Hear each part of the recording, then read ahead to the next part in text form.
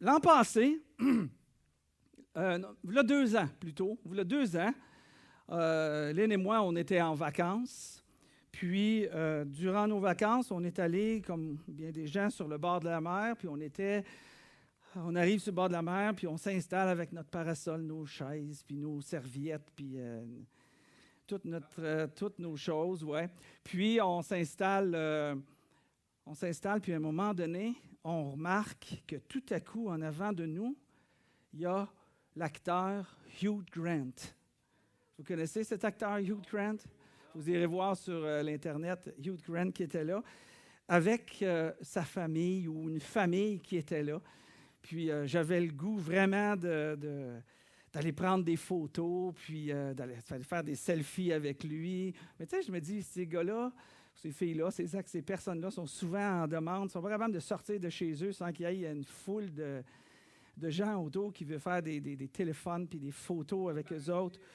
Donc, pendant toute l'après-midi, Lynn et moi, on regardait, mais on discutait parce que on se disait, est-ce que c'est vraiment lui? C'est comme si on avait de la misère à croire qu'on voyait un acteur aussi populaire. Puis on comprend tout ça. Des fois, vous me voyez dans la rue, puis vous dites, « Hey, c'est François! Je peux-tu avoir un autographe? » Je dis, « J'ai pas le temps. » Mais on regardait l'acteur, puis on se posait un peu quand même la question, est-ce que c'était vraiment lui, vraiment lui? Puis finalement, on n'a jamais su la réponse parce qu'on n'a pas été le voir pour lui demander, « Hey, êtes-vous Hugh Grant? » Finalement, on ne l'a jamais su, mais Lynn puis moi, on est vraiment, vraiment certains que c'était lui. Est-ce que c'est possible qu'on soit comblé d'une façon tout à fait remarquable, sans la présence de Jésus, sans pour autant le reconnaître? Est-ce que c'est possible d'être comblé d'une façon remarquable par la présence de Jésus sans être capable de le reconnaître qu'il est là? Ou peut-être est-ce possible que ceux qui suivent Jésus ne le reconnaissent pas, puis les gens agissent comme dans leur comportement comme s'il était absent, parce qu'il n'est pas reconnu. On va parler de ça ce matin. On va sortir quelques cas pour nous aider à comprendre puis en faire une application dans notre vie. On va parler du message qui s'appelle la rencontre. La rencontre. Et le point principal que j'aimerais qu'on ressorte sur ce message, c'est: as-tu vu Jésus sans l'avoir reconnu? As-tu vu Jésus, mais tu ne l'as pas reconnu? Pourquoi je dis ça? Parce que quand on remarque, ou si vous avez peut-être remarqué que les disciples avaient de la difficulté à reconnaître Jésus après sa résurrection. Si vous avez lu moindrement les évangiles, vous avez remarqué que certains disciples avaient de la difficulté à reconnaître Jésus après sa résurrection. À l'exemple, il y a 4 exemples qu'on retrouve.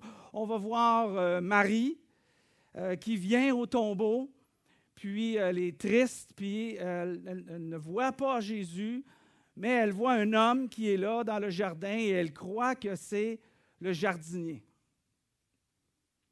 Ou 2 disciples sont sur la route, ils s'en vont vers un village qui s'appelle Emmaüs, à peu près à une dizaine de kilomètres de Jérusalem.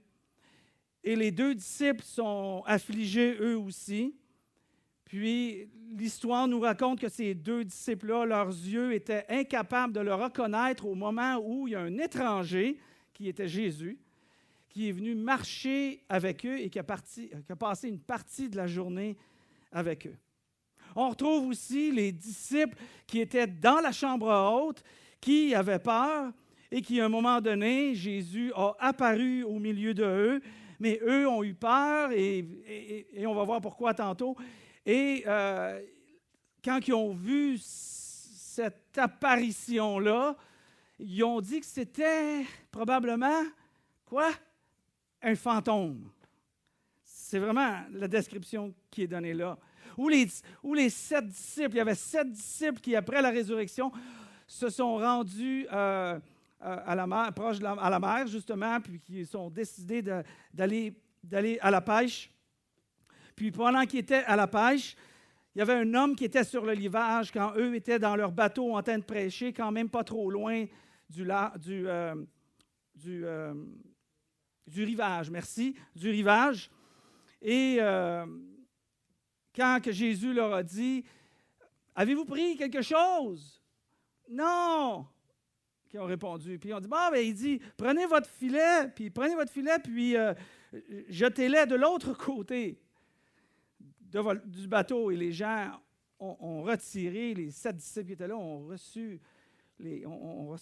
été une pêche avec 153 poissons qui ont sorti de là. Jean a reconnu, qui était là dans le bateau, a reconnu que c'était Jésus. Il a dit, « C'est Jésus! » Puis eux se sont dépêchés pour revenir au rivage. Puis là, ils ont mangé avec Jésus. Mais quand même, le texte nous dit qu'ils n'osaient pas poser la question à Jésus qui il était. Parce qu'il y avait quand même un doute qui était établi là. Pourquoi Jésus n'était pas reconnaissable aux yeux de certains? Pourquoi, parfois, dans notre vie, on ne reconnaît pas la présence de Jésus? Un peu comme les quatre situations qu'on a vues là. Alors, pourquoi Jésus n'était pas reconnaissable aux yeux de certaines personnes? J'ai sorti 3 possibilités pour nous aider à voir peut-être comment ça se fait que les disciples n'ont pas reconnu Jésus. Puis une des choses que je mets en perspective, en relief, la première, sans nécessairement avoir une ordre de priorité, Jésus avait un corps glorifié. Donc, Jésus avait été ressuscité, monté vers son Père. Il y a eu quelques apparitions, comme on peut voir ici, à un certain moment donné. Puis, il y avait un corps changé. Il y avait un corps glorifié. Il y avait un corps qui était différent. Probablement, ou possiblement, je ne dirais pas probablement, mais possiblement, il était moins dû à cette réalité-là, moins reconnaissable. Mais il y a quelque chose qui est intéressant que Marc dit à propos justement de cette réalité-là qu'on ne reconnaissait pas Jésus.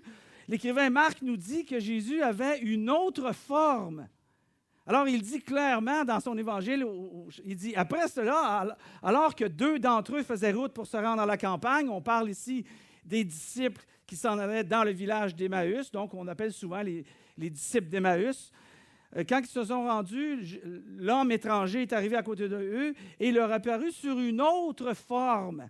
Donc, quelque chose qui était comme pas aussi évident. L'aspect était différent. Le mot « forme » ici, ou « aspect » plutôt, ce qui est intéressant, c'est le mot original grec qui est utilisé ici, c'est le mot « morphé ».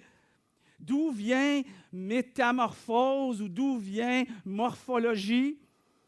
Alors, il y avait une autre forme, il y avait un autre aspect, ou il y avait une autre apparence. Ce sont tous des synonymes.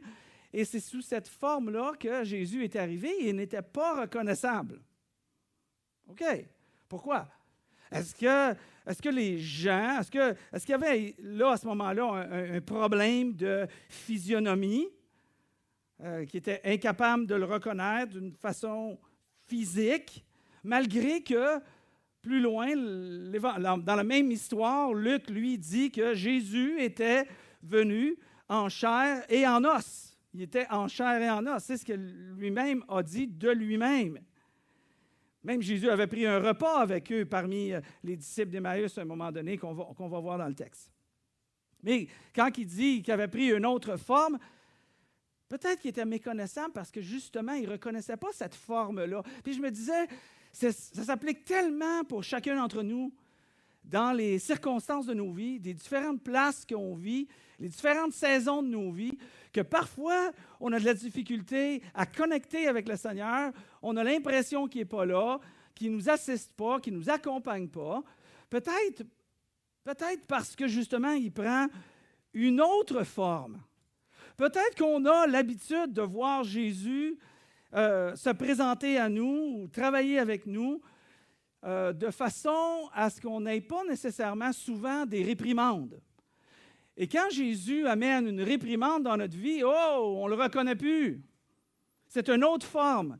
Je ne sais pas si vous vivez ça, mais moi, je vis ça, puis je l'ai déjà dit, je vis ça d'une manière assez fréquente, de parler à des gens, et lorsqu'ils prennent un chemin que je vois qui est dangereux pour eux, une décision qu'ils vont prendre qui va avoir un impact négatif dans leur vie, parce que c'est clairement insensé comme décision.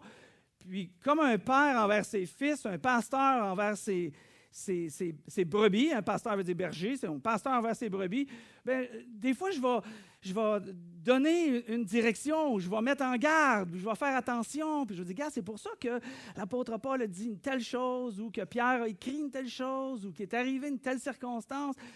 Mets-toi pas en risque, bon, avec...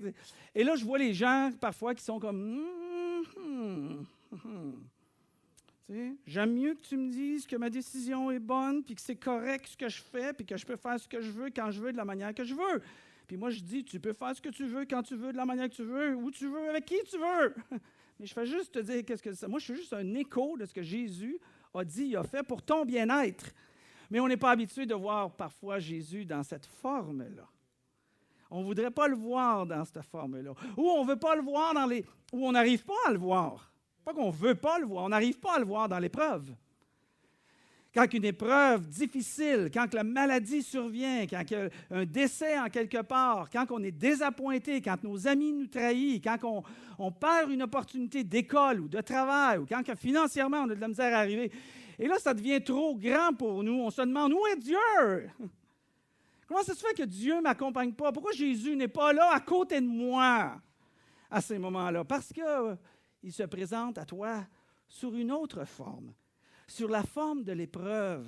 Et j'ai beaucoup aimé mon ami Théo qui a dit dans l'enseignement du groupe Connexion, acte 2, 42 qu'on a dans la semaine, qui a dit, il dit, l'épreuve permet une meilleure consolation. Et la consolation va nous permettre d'avoir une bonne reconnaissance envers Dieu. J'ai beaucoup aimé la perspective de l'épreuve dans notre vie au lieu d'être incapable de reconnaître Jésus, justement, parce qu'on n'est pas habitué de l'épreuve ou on ne veut pas l'épreuve. Hein? On veut que tout marche bien continuellement. Hier, c'était la fête de Lynn. Elle a eu 29 ans hier. C'est fantastique. Elle était contente. Puis... on a passé la journée à aller faire une activité, puis une autre activité, puis après ça, se rendre à un endroit, puis après ça, un spectacle, puis après ça, en tout cas, toutes sortes d'activités. Mais tout allait bien. Tu sais, quand tu dis « tout va bien », c'est comme le timing était là, les bonnes personnes au bon moment, l'heure était là, le trafic n'était pas là, les finances étaient là, la pluie pleut pendant qu'on est en train de manger, on a fini de manger, il sort, il fait beau soleil, on va voir un spectacle. Tu sais, quand tu dis tout était parfait, là, j'ai dit, t'es chanceuse que je sois à côté de toi. Mais tu sais, on veut une vie de même. On voudrait que ce soit de même à tous les jours. Mais là, il y a 4 saisons dans la vie au Québec. On comprend ce que c'est les saisons dans nos vies aussi. Que ce n'est pas toujours de cette manière-là. Et je parlais avec Jamie ce matin, puis on discutait, puis on disait que les épreuves nous permettent de grandir. Sans l'épreuve, on ne grandira pas. On va grandir très, très lentement si tout va bien, puis il n'y a jamais d'épreuve, il n'y a jamais de décision à prendre, il n'y a jamais de choix à faire, il n'y a jamais de prière à avoir, il n'y a jamais de consultation à demander. On ne grandira pas. Donc, on est sur une forme. Donc, peut-être tu vois Jésus comme un berger, puis tu ne le vois pas peut-être aussi comme un roi, Jésus-Christ, Christ, Messie, oint, comme un roi. On ne voit pas Jésus comme un roi, donc avec une autorité dans notre vie. Peut-être qu'on veut le voir juste comme un bon berger qui voit ses petites brebis, puis qui est toujours gentil, puis qui est toujours doux avec nous. Peut-être que tu vois Jésus comme un prophète qui annonce l'avenir et les choses qui s'en viennent. Mais il y a aussi le grand prêtre qui expose nos fautes pour être capable de les voir et de nous guérir. Peut-être que tu le connais simplement comme un gentil berger, mais Jésus vient à nous très souvent avec d'autres formes. Et c'est bon de le voir. C'est peut-être une des raisons pour lesquelles que les disciples n'ont pas reconnu Jésus, parce qu'il était sous une autre forme. Ou bien, comme on voit dans les 4 textes, les 4 histoires que j'ai commencé avec, en parlant de Marie, les 7, etc., les croyants étaient peut-être submergés de chagrin, complètement pleins de peine. Il y a une expression qui s'appelle un choc cognitif, ceux qui travaillent un peu en psychologie. Un choc cognitif. Le choc cognitif, c'est que tu ne veux pas accepter une certaine réalité. Il y a quelqu'un qui subitement, un jeune couple qui vient de se marier, ils ont 22 ans, ils sont heureux, effrayants, ça ne fait même pas 6 mois qu'ils sont mariés, ils sont en auto, puis à un moment donné, ils prennent une mauvaise curve, puis ils ont un accident, puis dans l'accident, sa fiancée, son épouse, sa nouvelle épouse décède. Tellement inattendu, tellement pas le bon temps selon nous, tout allait bien, c'était merveilleux, comment ça se fait que ça arrive? Puis là, tu te poses la question, c'est quasiment, on se dit à ce moment-là, c'est quasiment incroyable, c'est dur d'accepter cette réalité-là, pas juste dans le cœur, dans la tête. C'est comme, voyons donc, c'est une réalité, c'est surréel. Hein? On va avoir cette mentalité-là. Jésus était mort, enterré. Puis vous savez comme moi que les gens ne comprenaient pas, pour ceux qui croyaient, ce que Jésus voulait dire quand il a dit « Puis je vais ressusciter le 3e jour. » Oui, les apôtres ont dit. Mais à part de ça, Jésus, quand tu vas être rendu au ciel, est-ce que moi je peux être à ta gauche puis mon frère à ta droite? Tu sais, ça leur passait par-dessus sa tête. Et là, Jésus est mort, enterré ou enseveli. Il ressuscite le 3e jour. Puis là, les disciples le voient. Ben voyons, c'est incroyable. Donc, il y a comme une espèce de choc d'incapable d'accepter ce genre de réalité-là. Peut-être que c'était ça, que leur chagrin a causé ça. Mais définitivement, leur chagrin leur a fait vivre une tristesse qui les empêchait, hein, ça peut être ça, empêchait de voir cette vision-là de Jésus qui marche avec eux. Et parfois, c'est ça aussi dans nos vies. On ne veut pas être éloigné de Dieu. Il n'y a pas de question d'être éloigné de Dieu ici. On vit peut-être une situation qui est arrivée dans notre vie, on a des décisions qu'on a prises, mauvaise décision, grosses conséquences. On est malheureux de ça, on veut changer la situation. Une des choses qu'on prend comme décision, on utilise un terme très, très religieux qui veut dire on change de bord. On appelle ça la repentance. Et parfois, cette repentance-là, dans notre vie, peut nous empêcher, malgré qu'elle est remplie de larmes et de sincérité, peut nous empêcher de voir des vérités qui auraient pu réjouir à notre cœur. Parce que la détresse et le regret nourrit nos émotions à ce moment-là. Et ça peut être une situation comme ça qui fait qu'on arrive, comme les disciples, de la difficulté à reconnaître Jésus. Ou bien, une autre situation qui est vraiment intéressante quand on regarde, c'est que les disciples étaient empêchés de reconnaître Jésus. C'était un empêchement volontaire de la part de Dieu. On lit dans l'histoire des disciples qui s'en allaient au village d'Emmaüs, il dit, Jésus s'approcha et fit route avec eux, mais leurs yeux étaient empêchés de le reconnaître. Pourquoi était-il empêché? Peut-être que c'était simplement une volonté de Dieu de ne pas se faire voir, connaître à ce moment-là pour ses disciples pour différentes raisons. Peut-être qu'ils étaient empêchés à cause de leur incrédulité, parce qu'ils ne croyaient pas à cette résurrection-là qui allait venir, que Jésus a mentionné. Et là, qu'est-ce que Jésus a fait dans le texte de l'Évangile de Luc? Jésus leur a expliqué les Écritures. Jésus leur a parlé de toutes les choses qui lui concernaient. Et là, il est arrivé ce qui devait arriver, qu'on va voir dans une seconde. Peut-être qu'on est empêché de voir par notre immaturité spirituelle. Pourquoi qu'on parle de grandir dans la foi? Pour ne pas vivre jeunes spirituellement. D'immaturité spirituelle. Pourquoi qu'on a des groupes dans la semaine? Pour prévenir l'immaturité spirituelle. Entre autres, ce n'est pas la seule raison, mais c'est définitivement une raison. Pourquoi qu'on enseigne nos enfants? Pourquoi qu'on a les assemblées à tous les dimanches? Pourquoi qu'on a des formations dans les maisons? Justement, pour être capable de ne pas être empêché de voir Jésus, particulièrement dans les moments qui sont difficiles.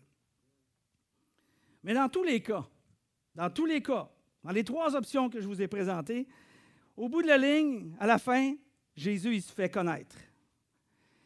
Et à nous, il se fait connaître aussi. Il se fait connaître d'une manière très claire, très précise. Il se fait connaître par la foi. Ça commence là.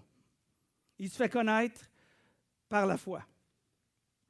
Alors, peut-être ce matin, tu ne reconnais pas, comme les disciples, tu ne reconnais pas la présence de Jésus à certains moments de ta vie. Mais une chose qu'on apprend quand on regarde dans l'histoire des disciples qui s'en allaient à le village de Emmaüs, les 2 disciples et Jésus qui est venu les accompagner, que pour eux, malgré qu'ils ne le reconnaissaient pas, Jésus est resté au centre de leur vie. Et ça, c'est très important pour nous. Jésus est resté au centre de leur vie. Peu importe ce qu'on traverse, l'épreuve, l'immaturité, un choc cognitif, un empêchement, peu importe, on n'arrive pas à le voir. On n'est pas habitué de la forme que Jésus prend, parce qu'il prend une nouvelle forme, il s'approche de nous d'une nouvelle manière qu'on ne connaît pas. Dans tous les cas, comme les disciples d'Emmaüs, Jésus est resté au centre de leur vie. Jésus doit rester au centre de ta vie. Peu importe qu'est-ce qui se passe, détermine dans ton cœur, aujourd'hui, ce matin, que peu importe ce qui va arriver demain, la semaine prochaine ou ce qui est arrivé dans le passé, Jésus reste au centre de ma vie. Tu vas éviter bien des malheurs, bien des troubles, bien des peines, bien des inconnus, comme les disciples. Alors, l'Évangile de Luc nous raconte l'histoire en nous disant que pendant que ces 2 disciples étaient sur la route et qu'ils échangeaient ainsi leurs propos et leurs réflexions, Jésus lui-même, sous une autre forme, s'approcha d'eux et les accompagna. Quand je dis de rester au centre, Jésus reste au centre de votre vie. Comme pour les disciples, Jésus était présent. Ils ne le reconnaissaient pas, mais Jésus était présent. Jésus était présent aussi de la manière qu'ils se comportaient parce qu'ils laissaient Jésus au centre de leur vie. Comment qu'on voit ça? Ils échangeaient des propos et des réflexions à propos de Jésus et à propos de l'Évangile, qu'il devait mourir, enterrer, ressusciter. Le texte nous raconte que les 2 disciples disaient, ben oui, c'est sûr qu'on a entendu parler qu'il y a des femmes qui sont allées au tombeau, ils ont vu le tombeau était vide. Puis bon, OK, il y en a qui disent qu'ils l'ont vu, mais ça reste à prouver, hein? Ça reste à prouver. Mais quand même dans le doute, leur propos était Jésus. Je pense qu'il faut que ça reste comme ça dans notre vie, de parler de Jésus. Que Jésus soit au centre de nos conversations, même si on a des doutes, même si on ne comprend pas ce que Dieu dit ou qu'est-ce que Dieu fait, même si des fois on n'est pas d'accord. Qu'est-ce que Dieu dit ou qu'est-ce que Dieu fait. Même si ce qu'on lit, ça ne fait pas de sens. Le fait qu'on fait ça et qu'on recherche ça, Jésus reste au centre de notre vie. J'ai eu des conversations avec Dieu, puis combien de fois j'ai dit à Dieu, je ne comprends absolument pas ce que tu fais. Puis en passant, je ne suis vraiment pas d'accord même. Puis quand que je vais être rendu devant toi, je vais te l'expliquer mieux. Jésus reste au centre de ma vie quand même. Dans mes doutes ou dans mes peurs. Parce que c'est ça que je veux parler, c'est ça que je veux découvrir et je veux de plus en plus découvrir ce Jésus. On devrait être comme ça. Quand on se rassemble, on parle de toutes sortes de choses. On ne devrait pas parler les uns contre les autres, ça c'est sûr. Ça, ce n'est pas mettre Jésus au centre de notre vie. Êtes-vous d'accord avec moi?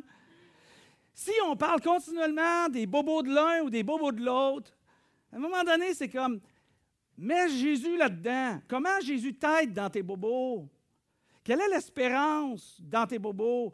Quelle leçon que tu as appris dans tes bobos? Mets Jésus au centre. Ouais, mais lui, là, il n'agit pas bien dans son comportement. OK, mais je vais prier pour lui. Ah, mets Jésus au centre des conversations.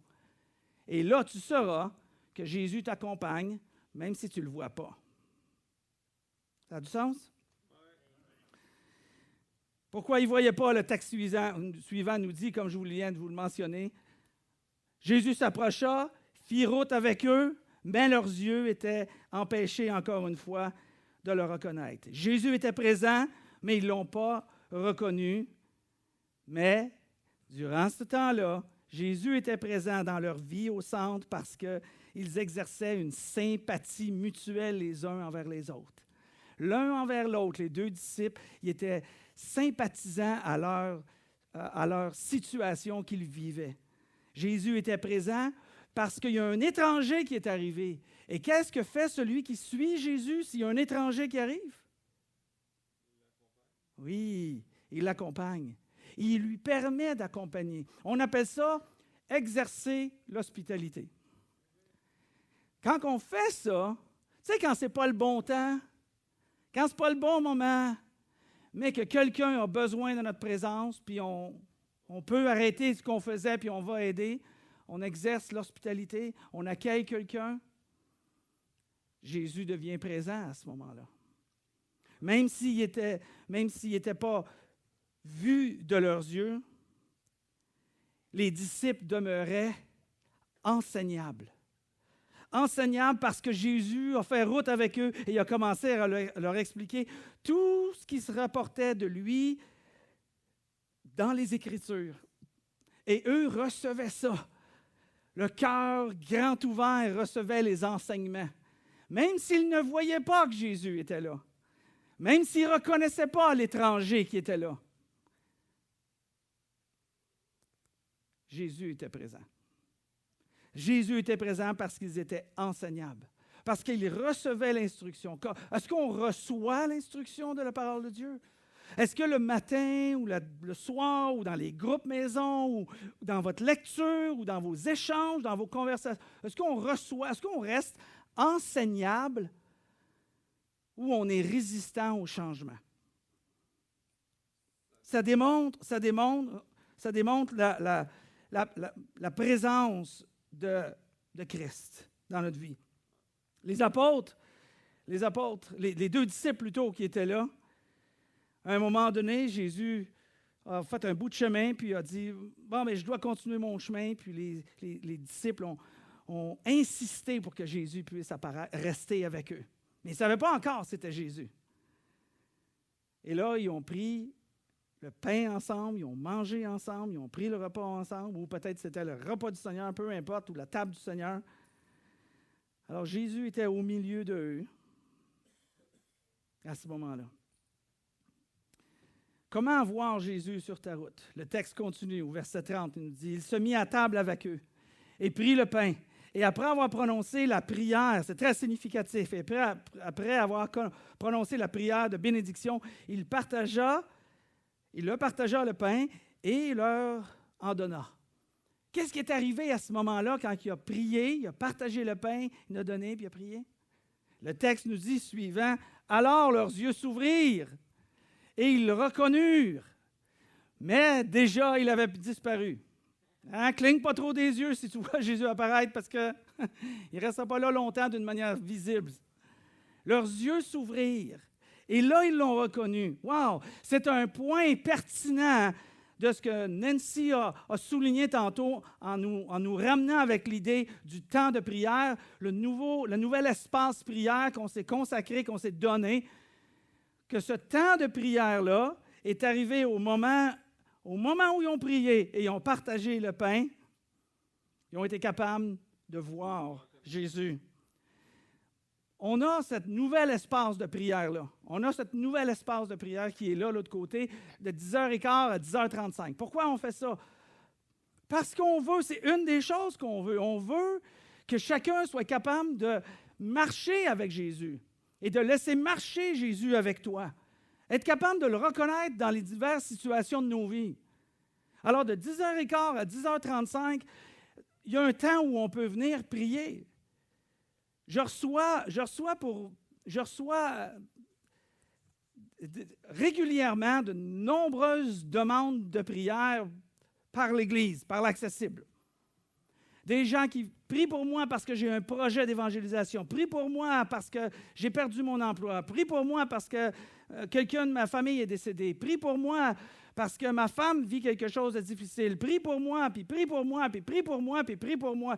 C'est génial que vous le demandez de prier pour moi. Mais pourquoi tu ne viens pas prier pour toi?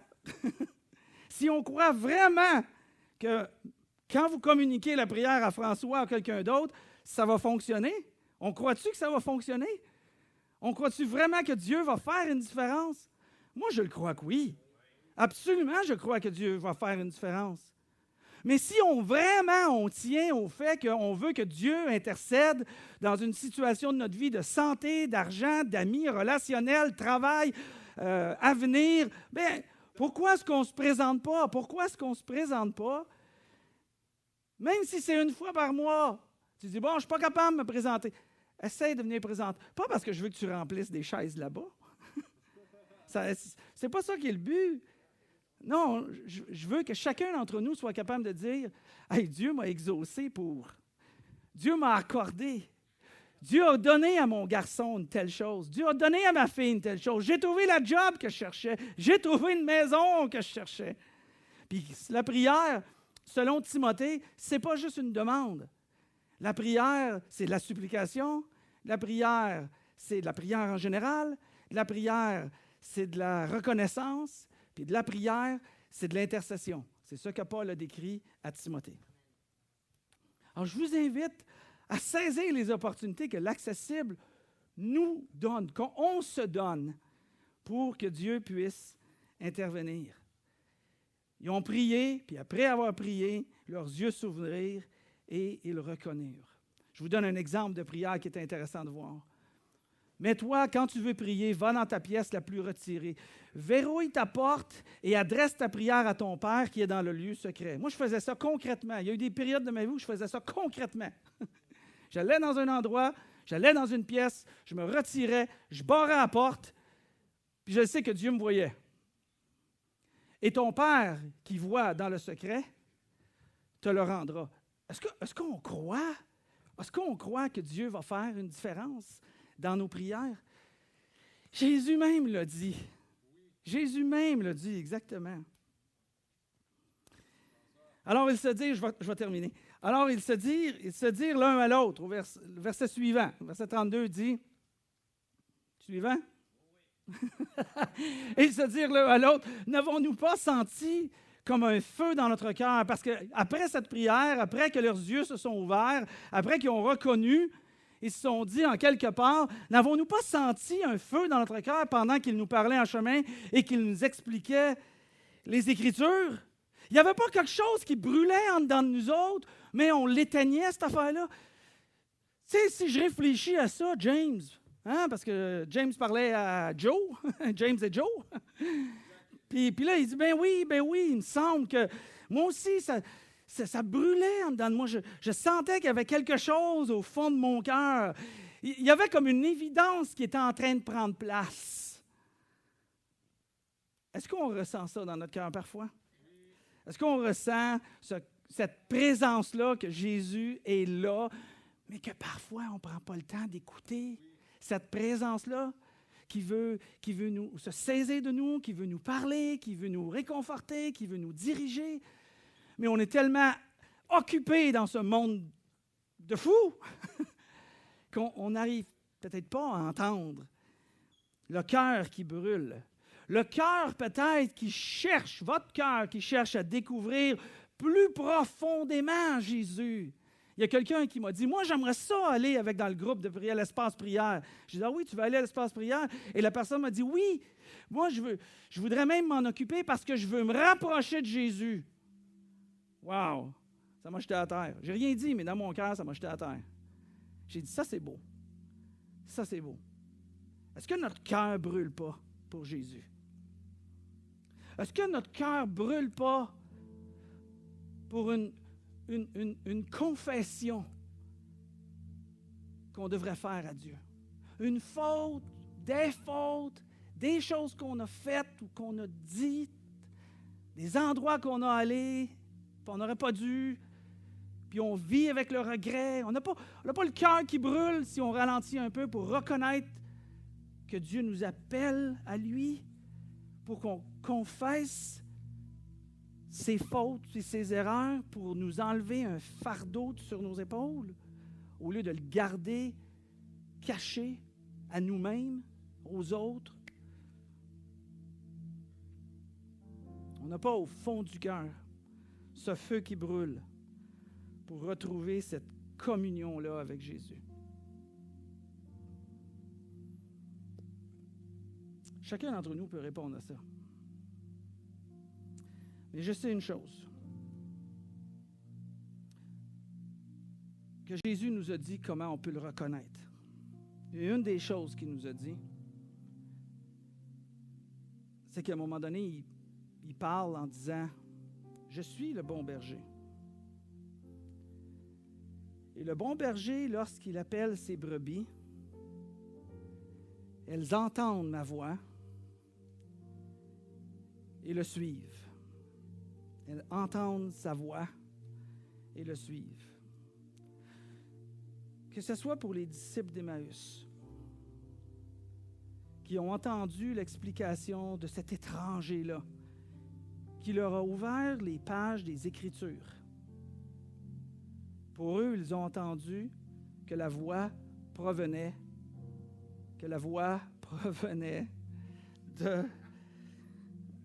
des Écritures. Reste là, bouge pas, reste concentré. La voix des Écritures. Que ça soit pour Marie, qui était remplie de tristesse quand elle est arrivée au tombeau. Mais qu'est-ce qui l'a fait réaliser que ce n'était pas le jardinier? C'est quand Jésus a dit « Marie! Marie! » Puis il a appelé son nom. Puis on reconnaît Jésus dans la voix personnelle. Ou que ce soit les 7 disciples qui étaient partis à la pêche après la résurrection et qui ont entendu l'instruction de l'étranger sur le rivage qui leur disait de jeter leur filet du côté droit du bateau et qui ont pêché 153 grands poissons. Puis que Jean a dit, c'est le Seigneur, parce qu'il se rappelait la première pêche qu'il y avait eu le temps que Jésus était avec eux, et qu'il y avait eu une pêche miraculeuse qui était semblable. Au tout début de Pierre, lorsqu'il a découvert Jésus, c'était la voix de l'expérience. Ou pour les disciples qui étaient dans la chambre haute, les disciples qui avaient peur parce qu'ils suivaient Jésus, puis qui avaient peur pour leur propre vie. Ils avaient peur des conséquences de la crucifixion qu'il y avait eu sur Jésus, sur leur propre vie. Qui ont cru que c'était un fantôme.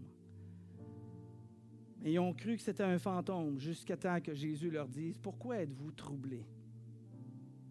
Pourquoi avez-vous des doutes? Regardez mes mains, regardez mes pieds et reconnaissez que c'est moi. » Et cette voix-là leur a convaincu que c'était Jésus. Et c'était la voix de l'intelligence. Cette intelligence qu'aujourd'hui nous recevons par l'Esprit de Dieu qui habite le croyant. Et l'Esprit révèle à notre cœur, à notre esprit, les présences de Jésus et de Dieu dans notre vie tout au long de notre parcours. 4 voix. La voix des Écritures, la voix personnelle, la voix de l'expérience, la voix de l'intelligence. Je reprends la dernière phrase qu'on retrouve, que l'écrivain de Hébreux a dit. Quand vous entendez cette voix-là, n'endurcissez pas votre cœur lorsque vous entendez sa voix. N'endurcissez pas votre cœur. Jésus doit rester au milieu afin d'être capable de le voir, même si parfois dans notre vie, on ne le reconnaît pas. Si vous voulez, on va prier. Je vous invite à vous lever. On va prier ensemble. Père éternel, merci. Merci pour ta parole, mon Dieu. Merci pour Jésus qui a intentionnellement, à l'occasion, resté inconnu, invisible, aux yeux de ceux qu'il aimait d'une manière incroyable parce qu'il a donné sa vie pour nous, sa vie pour eux. Et notre vie remplie de saisons différentes, joyeuses comme tristes, abondantes comme pauvres. On a besoin de reconnaître Jésus dans les différentes manières que tu nous permets de le reconnaître, Seigneur Dieu. Accompagne-nous tout au long de notre vie. Accompagne-nous aujourd'hui, cette semaine, dans les décisions, dans les directions, dans les destinations. Que Jésus soit le centre de nos vies. Qu'on puisse s'appuyer sur lui, même s'il prend une autre forme. Aide-nous à grandir dans la maturité. Aide-nous à être capables d'entendre sa voix, que même si on ne le voit pas, on est capable de dire « Ah, ça vient de mon Père du ciel. » Aide-nous, Seigneur, à garder bien Jésus au centre de nos vies et soyons ouverts à sa voix qui s'exprime par les textes de la parole, lorsqu'elle s'exprime personnellement pour nous, lorsqu'elle nous ramène avec nos leçons du passé et par l'Esprit de Dieu qui nous habite. Merci pour ta présence. Merci pour cette fabuleuse, extraordinaire rencontre avec Jésus. Aide-nous à le présenter à d'autres, Seigneur Dieu. Et c'est en son nom qu'on te prie, Père. Amen.